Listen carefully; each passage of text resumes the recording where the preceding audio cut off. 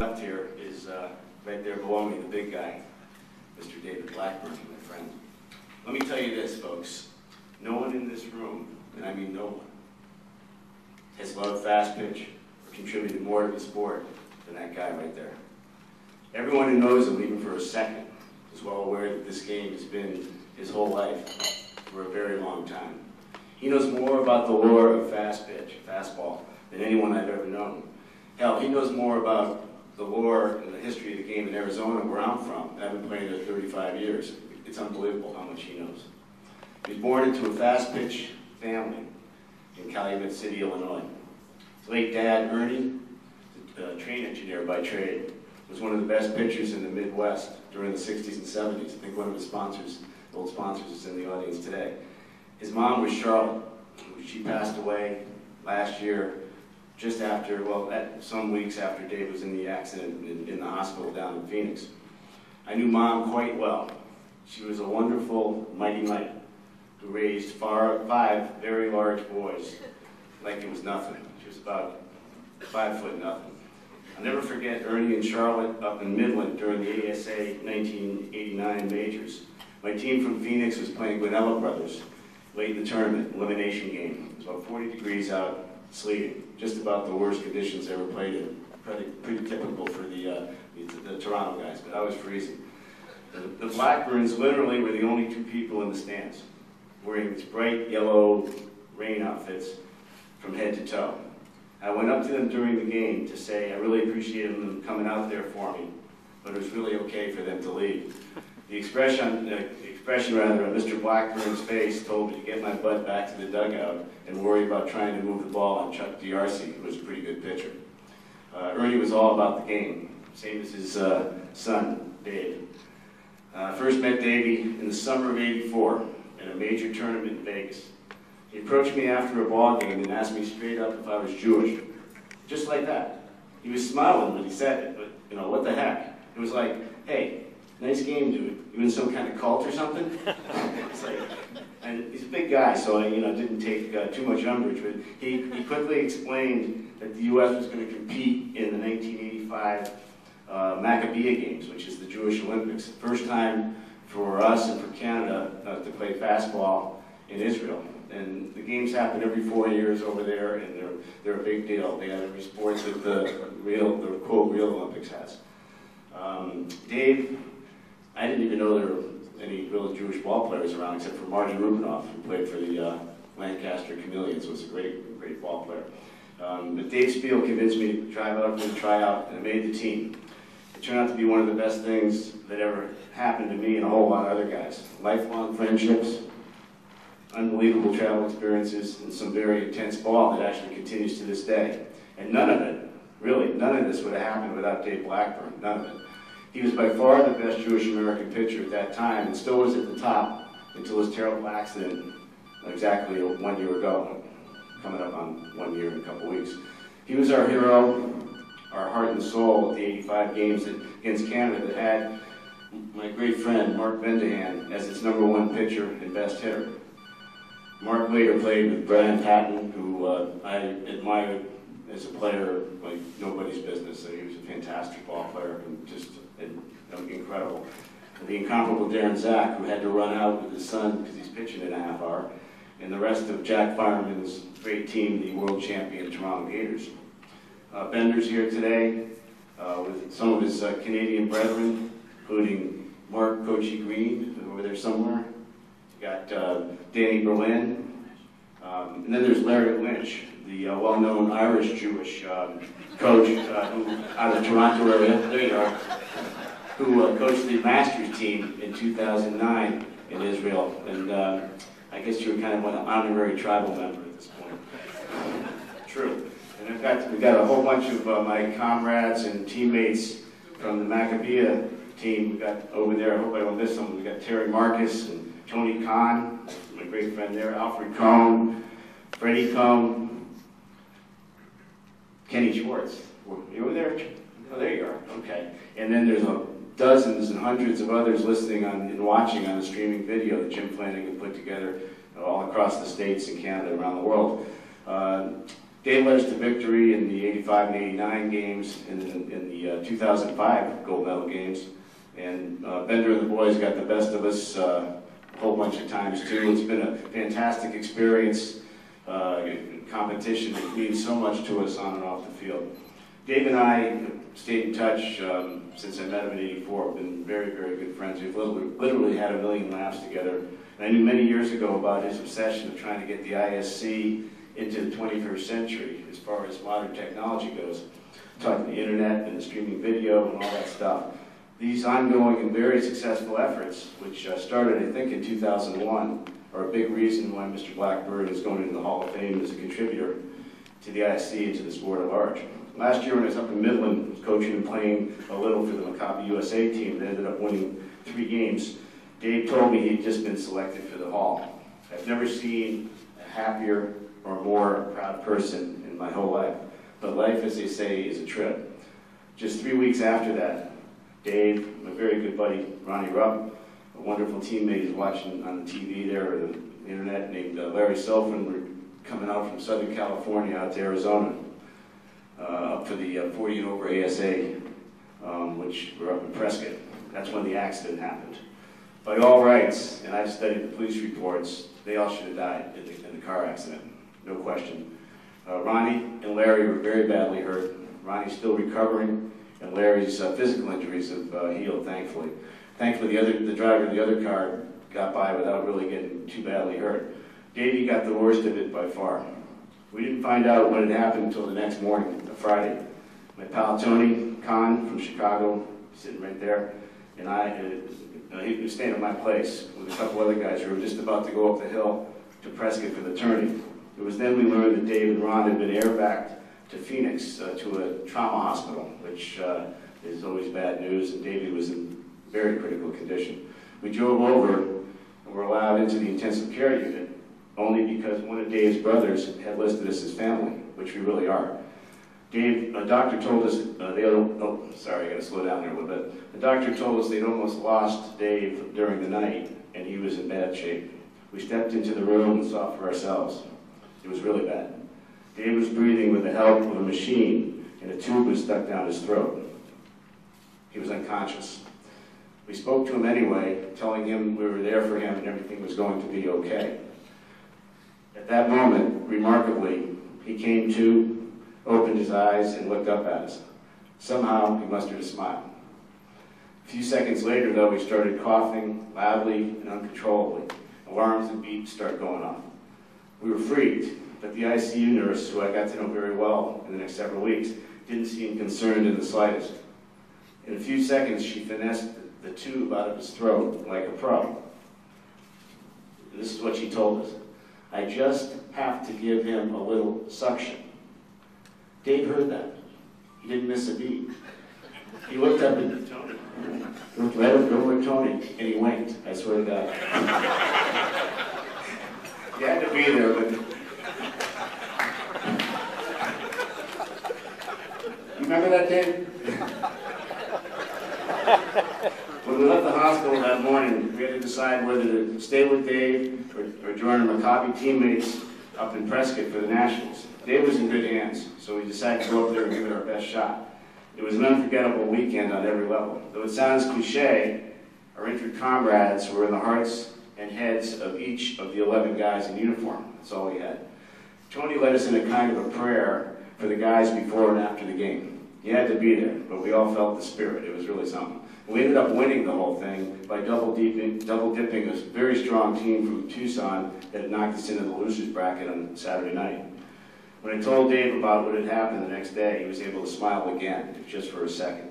He was in the ICU for more than 2 months before the docs allowed him to be flown back to LA for a rehab that is obviously still continuing to this day. His brothers came out to Arizona during that time, one by one, to sit by his bedside, just be there. I got to know all of them. Great guys, funny, loyal, very big. And in fact, while I'm out of here, I'd like to have Ray, Jay, Robert, and Boots stand up and say hello to everyone, just for a second. Robert.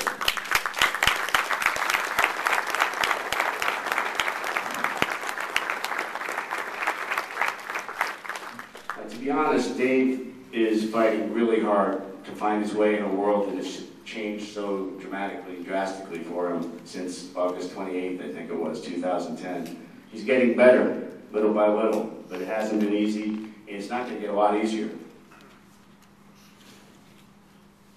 What Dave has going for him are family and an army of friends that love and support him, and a sport that he loves so much and truly needs him as much as he needs it.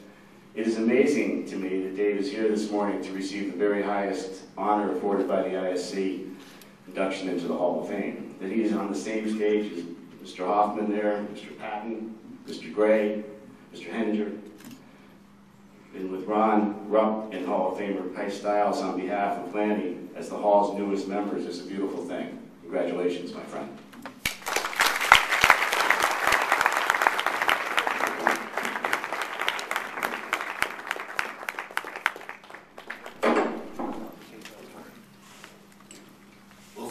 Thanks, Paul. For those of you who may not know, excuse me, Paul has been voted Journalist of the Year in the state of Arizona 4 times. So if you have somebody to introduce you, it should be a wordsmith like this guy.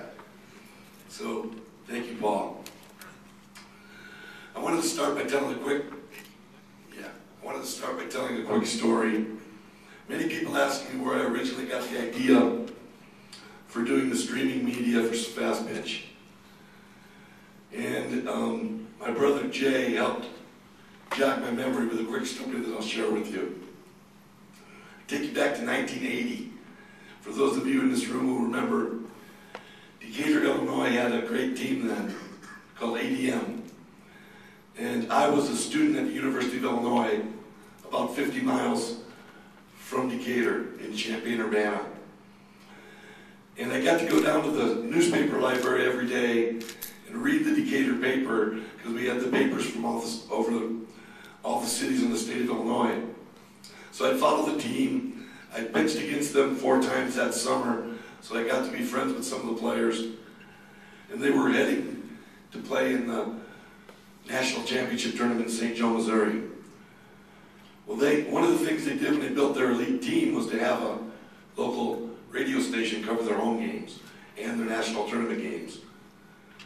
So I called my brother Jay up and I said, "Hey Jay, I just saw in the newspaper today that Decatur is playing in the championship game of the ASA Major tonight. It's going to be on radio, but I can't hear it here in Champaign. I would love to listen to that game. Why don't you drive down from Chicago, pick me up in Champaign, and we'll drive halfway between the 2 cities until we can hear the game, and we'll listen to the championship." "Yeah, okay, I'll do it." So he drives down, picks me up, we drive.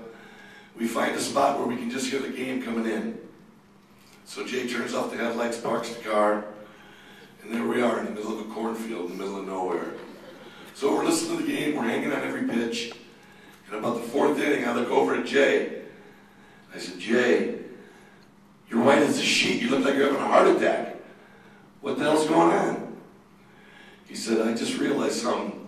If a cop pulls up on us, he's going to want to know what 2 guys are doing sitting in the middle of nowhere in a cornfield with the lights off." He said, "He's never going to believe we're listening to a damn softball game." So he slammed on the gas and we headed to Decatur to listen to the rest of the game. He looked at me on the way to Decatur and he said, "You're getting the engineering degree. Why don't you figure out a way so people don't get caught in this predicament in the future?" So that was the beginning of streaming and my first thoughts about it. The next thing I'd like to talk about quickly is something I learned about in the last year. And that is something that I call international softball love and the power of prayer. Now my entire life, I was 51 when this accident happened. I was 50.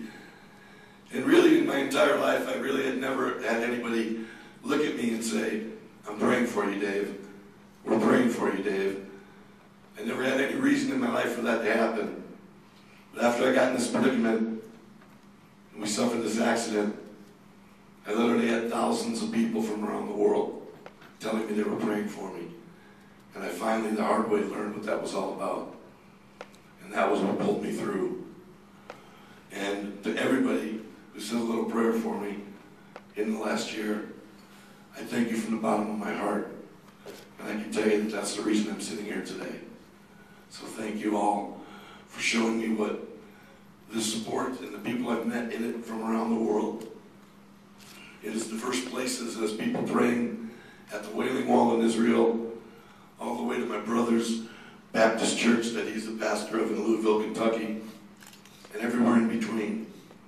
I learned that there's a lot of love to be given in this sport from your good friends. So the power of prayer is very powerful, and it's the reason I'm sitting here today. The next thing I wanted to do is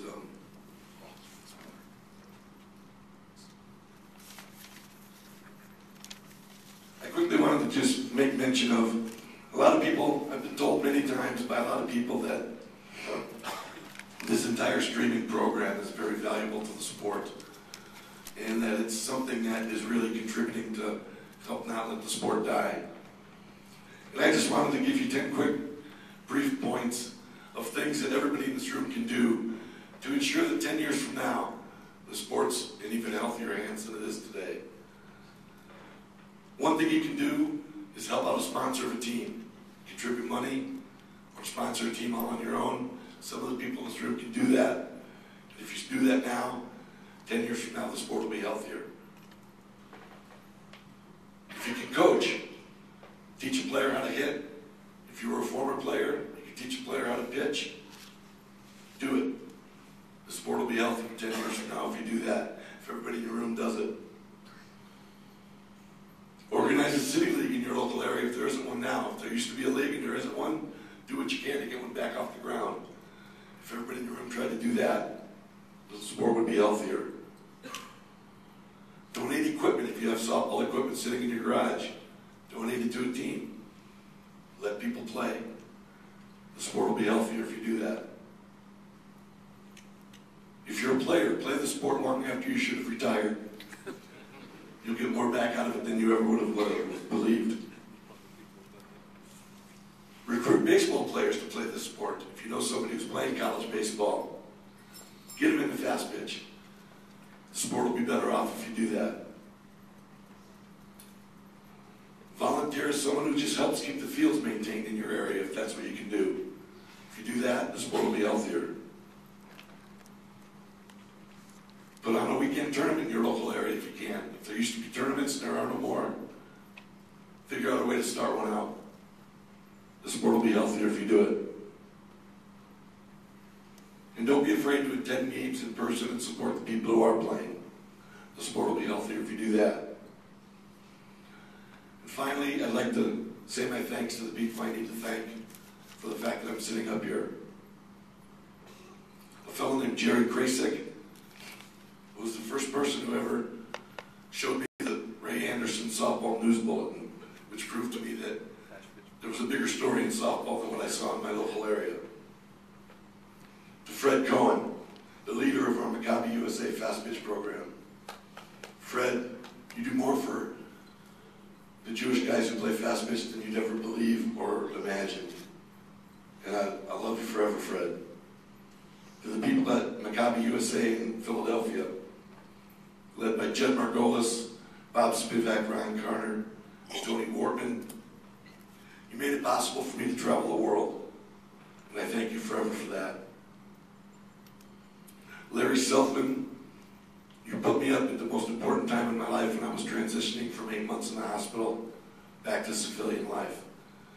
You were a great friend in need during that time, Larry, and I'll never be able to repay you for what you did for me.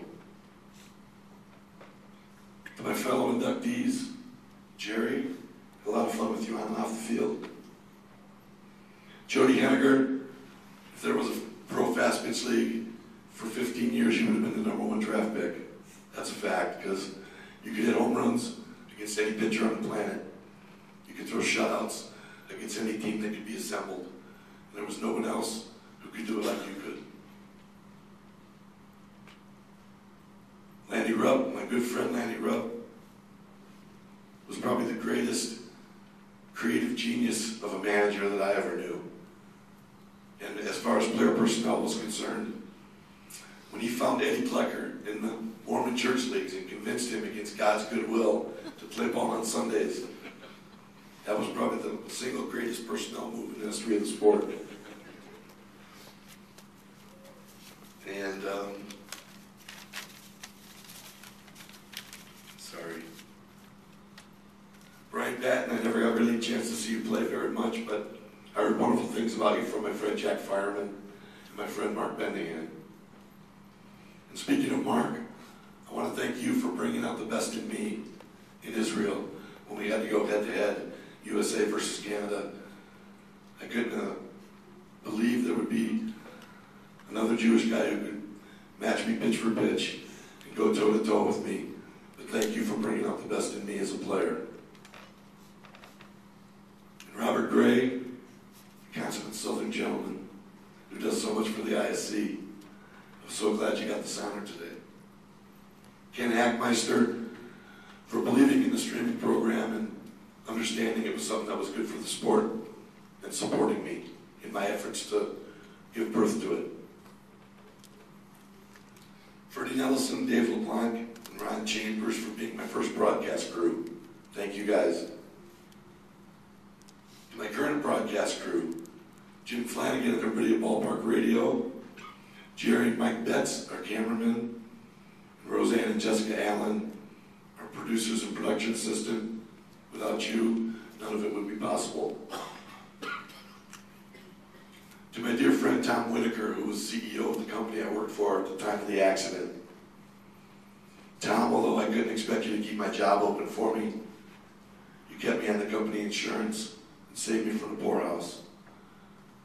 The insurance that your company provided me picked up bills of $2.4 million in the last year, so Tom, I'm forever grateful to you for getting me out of the poorhouse. Milt Stark for inviting me to join the ISC, I appreciate that, Milt. And Al Rudsager for originally supporting the streaming program. And Kenny Schwartz, who did such a great job helping John Thompson put this breakfast event together and saving it when it was on the precipice of being canceled. Thank you, Kenny. And my mom and dad, to Dad, I wish you were here. You exposed me to the elite level of the game when I was a kid. And you showed me what it was like for you to play against great pitchers like Dick Brubaker, Joe Lynch, Roy Burleson, and those guys who mesmerized me when I was a child and made me fall in love with the sport. And to my mom, who passed away while I was in a coma, I wish you were here. And I'll close by saying that for many years I could hear your voice screaming at me as I was beginning to show a fanatical love for the sport when you would tell me, Davey, softball's never going to pay the bills for you. God darn it. Well, Mom, I'm going to tell you that today I feel like the richest man on the face of the earth. I love you and I miss you, and I wish I could have said goodbye properly. But bye-bye, Mom. Thank you all. Thank you.